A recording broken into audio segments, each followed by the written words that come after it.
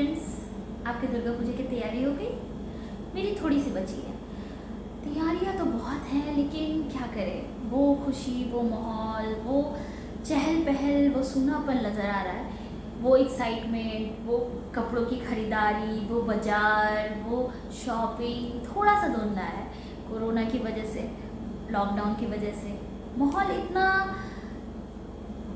अलग है कि बचपन से लेकर आज तक मैं जमशेदपुर में रही हूँ, और इस बार पता नहीं किस तरीके से ये जमशेदपुर में दुर्गा पूजा मनाया जाएगा।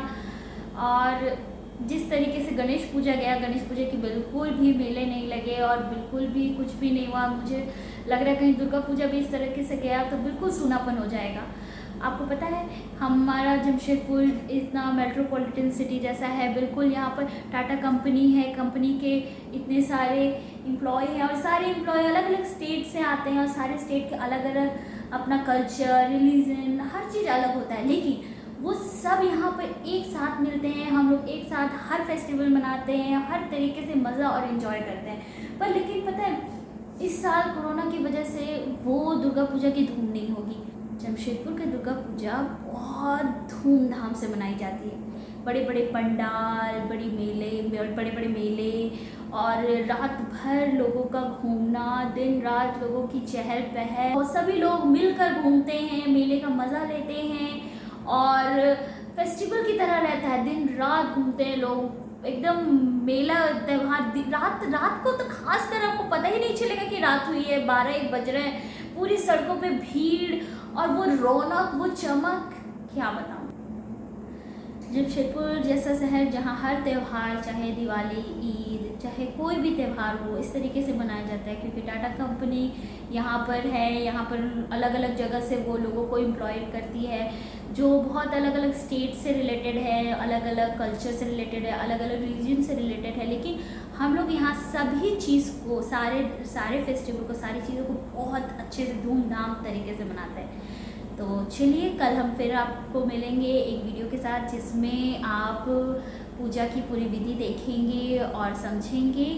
और आज मैं आपको दिखा देती हूँ जो हमारा प्रीवियस दुर्गा पूजा की एक छोटी सी झलक, क्या कहते हैं ना फिल्मों में जैसे फ्लैशबैक होता है, पुरानी चीज़ों को वापस दिखाना, उसी तरीके से मेरे वीडियो में भी दुर्गा पूजा से पहले आपको दुर्गा पूजा का फ्लैशबैक दिखेगा कि किस तरीके से हम जमशेदपुर में दुर्गा पूजा मनाते हैं, और उसके बाद आपको मिलेगी दुर्गा पूजा की तिथि। ठीक है, सो लेट्स वॉच। बाय।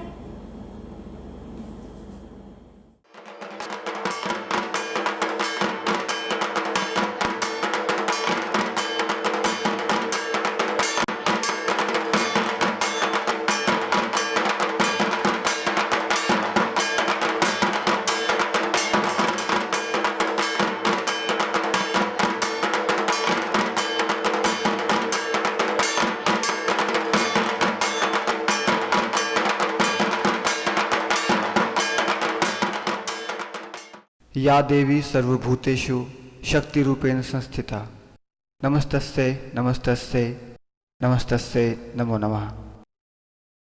परमात्मा के स्त्री रूप में उस सर्वशक्तिमान की शक्ति की उपासना करते हैं जो दुर्गा पूजा के रूप में पूरे भारतवर्ष में मनाया जाता है। ईश्वर हमें अच्छे काम करने के लिए उचित साधनों द्वारा शक्ति प्रदान करे, यही दुर्गा पूजा का लक्ष्य है। दुर्गा पूजा का प्रारंभ महालया से होता है। महालया अश्विन शुक्ल पक्ष प्रतिपदा को कहते हैं। जमशेदपुर भारत का छोटा लेकिन अनोखा शहर है।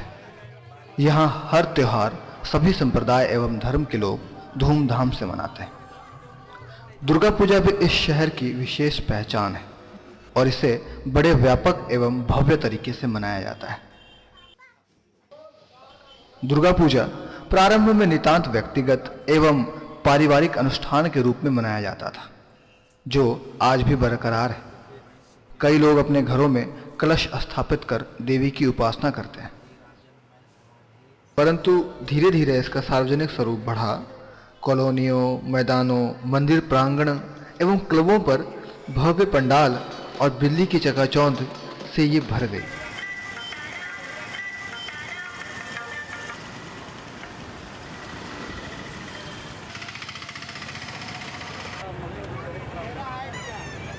नवरात्रि के साथ साथ डांडिया की मनभावन धुन युवाओं को थिरकने पर मजबूर कर देती है। वातावरण में गरबा एवं रास धीरे धीरे महोत्सव का रूप ले लेती है। घरों में महिलाएं जागरण कर देवी मां को अपनी भक्ति की अभिव्यक्ति कराती हैं। दुर्गा पूजा विजयादशमी के नाम से भी प्रसिद्ध है, क्योंकि इसी दिन राम ने रावण का वध किया था। इसलिए इस अवसर पर रामलीला का भी आयोजन किया जाता है। तो यहाँ पर आते हुए 15 साल के लगभग हुआ। उसके अलावा हम लोग यहाँ पर बेलघड़िया कलकत्ता से आए हुए हैं। इसके अलावा हम लोग को राम के आदर्श इसलिए है क्योंकि हमें राम की तरह बनना चाहिए। दर्शकों की संख्या में कमी तो आई है, लेकिन कलाकार अपने इस कला को बखूबी अंजाम देते हैं और दर्शक उसे बड़े चाव से एवं भक्ति भाव से देखते हैं। पंचमी के दिन से ही कई पंडालों को पूरी तरह से तैयार कर लिया जाता है। उधर मूर्ति कलाकार भी मूर्तियों को अंतिम रूपरेखा देने के लिए जुट जाते हैं।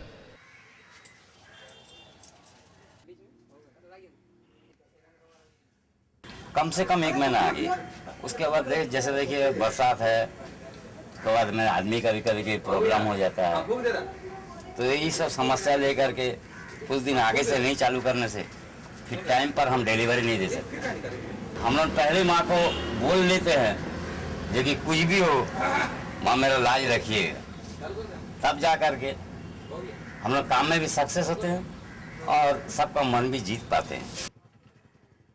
मां को बड़े ही भक्ति भाव एवं बाजे गाजे के साथ लाया जाता है।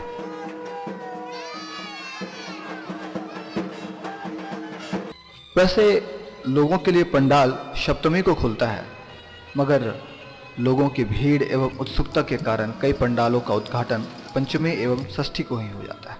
उद्घाटन के दौरान कई इलाकों में रंगारंग कार्यक्रमों का आयोजन भी होता है।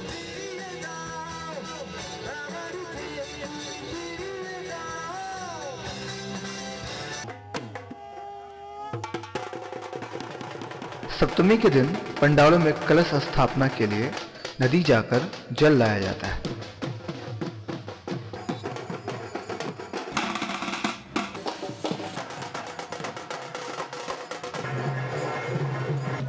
फिर विधिवत पूजा कर कलश स्थापित किया जाता है। नवपत्रिका नहा के नदी जाके हम नवपत्रिका को नहा लिया, उसके बाद यहाँ आके स्थापन किया। षष्ठी से पूजा पंडालों की भव्यता एवं मां के दर्शन करने के लिए भीड़ उमड़ पड़ती है। पूजा पंडाल को बनाने में कई लाख खर्च होते हैं।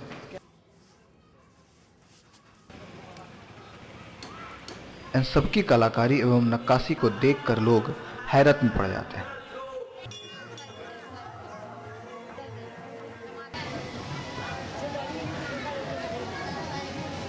ये पंडाल अलग अलग संदेश देते हैं। इन पंडालों का आकर्षण कम नहीं होता। कहीं खजुराहो तो पेरिस का चर्च, मोहनिया का मुंडेश्वरी मंदिर तो अफगानिस्तान का बौद्ध मंदिर। अनेकों प्रकार के पंडाल इस बार हमारे जमशेदपुर में बनाए गए।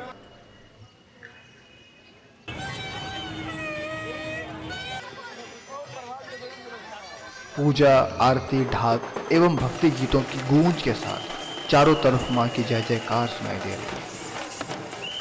कपड़ों की खरीदारी एवं मेला घूमने की तैयारी के साथ मस्ती के अभी 2 दिन बाकी हैं। जमशेदपुर में प्रसाद के रूप में भोग का वितरण किया जाता है। ये बहुत ही बड़े पैमाने पर बनता है और लोग इसे बहुत ही भक्ति भाव के साथ खाते हैं। भारत में नवरात्र के अवसर पर कन्या पूजन की प्रथा सदियों पुरानी है। हमारी यह पूजा सही अर्थों में तभी सार्थक हो सकती है जब हम स्त्रियों को उचित सम्मान दें। ऐसी मान्यता है कि इसके पूजन से दुख और गरीबी समाप्त हो जाती है। कन्या पूजन नवमी को होता है। इसमें हवन का भी आयोजन किया जाता है।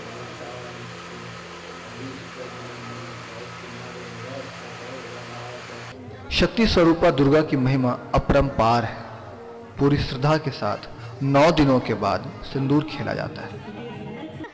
इस सिंदूर को औरतें एक दूसरे को लगाती हैं। सिंदूर खेला किसी होली से कम नहीं। वो देवी माँ से सबको सौभाग्यवती बनाए रखने के लिए प्रार्थना करती हैं। नवरात्र एक व्रत है। व्रत का अनिवार्य रूप से अनुष्ठान किया जाए तो स्वास्थ्य संरक्षण होता है। इसे शारदोत्सव भी कहा जाता है।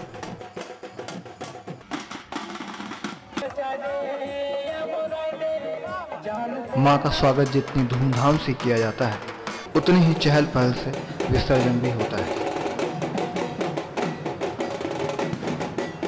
खुशी एवं हर्षोल्लास के साथ माँ को विदा किया जाता है और अगले साल उसी उल्लास के साथ बुलाया भी जाता है।